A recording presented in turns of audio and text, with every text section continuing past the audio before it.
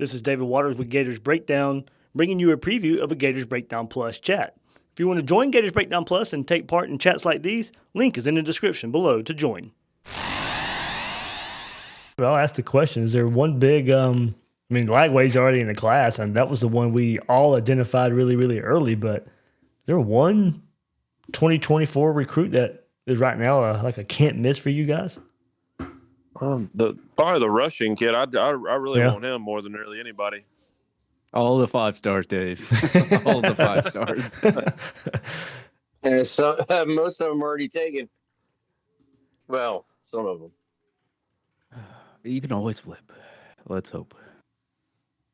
Yeah, let's flip a QB in the spring portal. Yeah, that's an interesting thing there too. Yeah, filling out spring portal quarterback. And unless Mertz winds up being some phenomenal quarterback with a new offensive line and system. I mean, I can only hope.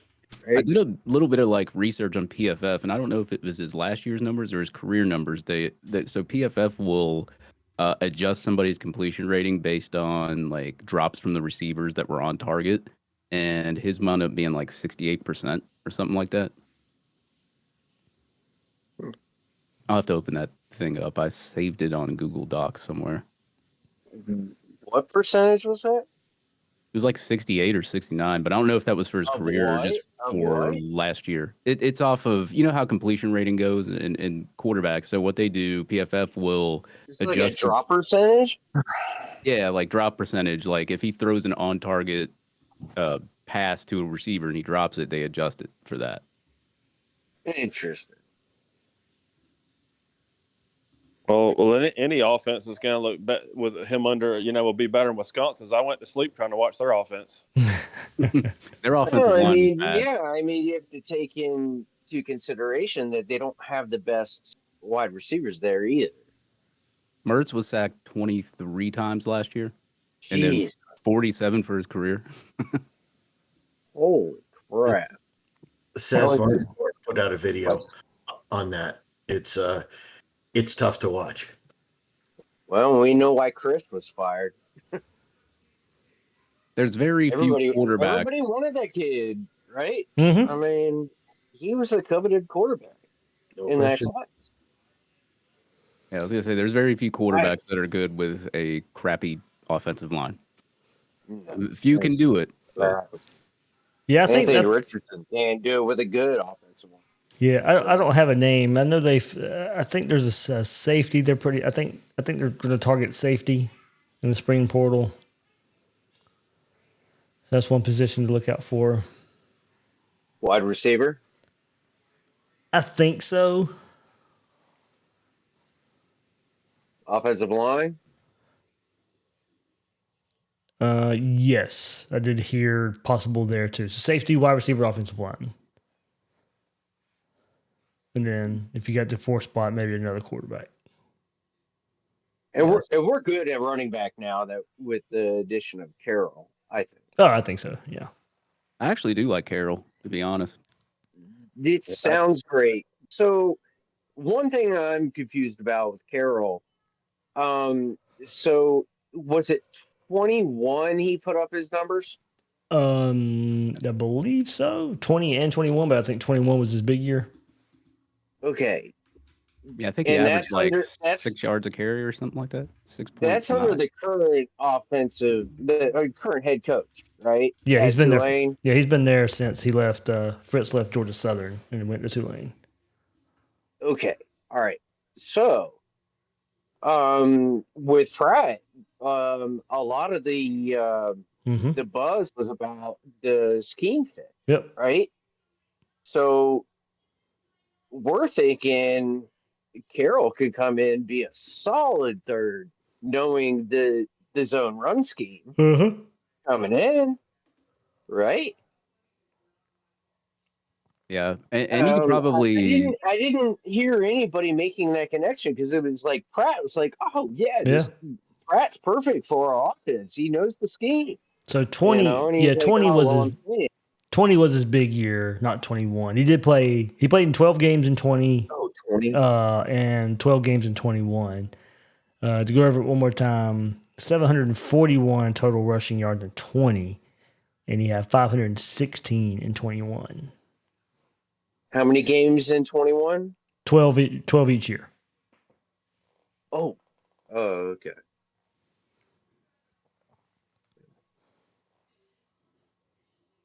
Yeah, I'd like to see Carroll come in at the the end of games, just close games out. Give them the as was Montrell and Etienne gets their carries. I'd love to see Carroll come in at the third or fourth quarter. When everybody's got their hands on their hips and tired. I feel like he'd be a good change up back. To bruise Yeah, their there's ass. that, and then compare him to Naquan. Yeah. Yeah, I think he's So basically faster. That's who you're replacing is Naquan, right? I think he's faster than Naquan too. I think he runs like a 4.4, I believe. All right. I think I saw a stat on Twitter. I think I bookmarked it. Let me look it up. But yeah, Carroll, I think going to the previous point, Carroll's a little thicker. He's 225, Wright's right around 200. Excellent. So, I mean, yeah, if he can be your late game bruiser, I mean, part of that is that's going to be the case. Florida can't be fighting from behind a lot. We'll see how much of a jump this defense can make. Yeah, I mean, part of that is, and this was a stat I wanted to go and look up, but I mean, just think about the games. That's another thing we need to talk about is how much we expect this defense to. But part of that storyline is just think about. I know all the games against the rivals, but Florida had to fight back. You got down big versus Tennessee, came back and made a game of it. You got down big versus LSU, you came down and make a game of it. You got big versus Georgia, you made that a game in the third quarter. You got down big versus the FSU, you made a game of it. I mean, if they got to quit going through these stretches of either giving up a ton of points and not scoring at the same time, because I mean the games against the main rivals, Florida had to they were down double-digit scores or double-digit points and had to fight back. Yeah, and it all accumulates and adds together at the wrong time when you lose to Vandy. Yeah, I was counting out the rivals there, but you got down 2 scores to Vandy in the third. You got down 2 scores to Vandy in the third quarter. They hurt me, man. That game, man, was so hard to watch. So you just got to find a way, and part of that was we looked at the middle 8 there, and this team just fell apart in the third quarter way too many times to end. That ended up getting hurting where you're down by a couple scores in the second half. So Napier not being able to really, pound teams away in the fourth quarter because you're fighting from behind so much.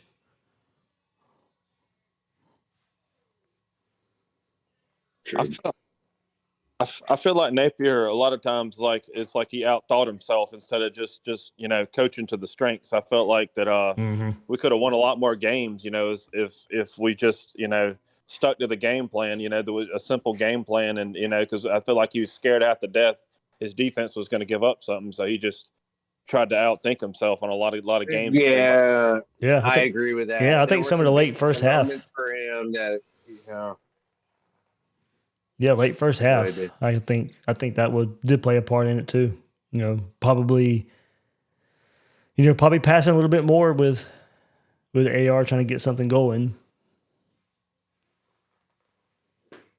I like the fact he put ETN back there returning kicks towards the end of the year. That was a little bit better to see. Think we'll see that again? I'm wondering if Carroll will be back there doing that. I don't know. I'd love that. Interesting. It's like I like Xavier Henderson as a receiver, but he has 0 acceleration when returning anything. No more screen passes, please. I think it's going to be interesting. I know I asked it earlier. I'm interesting. We're kind of talking about running back there. 2024 running back, besides Bowens, I'm interested to see where that goes. Jarrett Gibson, Stacey Gage, Anthony Carey is probably the 3 names that are going to probably come up the most if you're going to get 2 backs in this class. I know Gage was really crazy about Florida last year and the year before, but that don't mean anything. But still. And then Gibson, coming off, says some good things about Florida, but doesn't really. Wasn't Gibson committed to us at one time? Mm-hmm. Maybe that's who I'm thinking of, Gibson. Maybe that's the guy. From Gainesville. So there's no like obvious target in this class like Cormani McClain, right?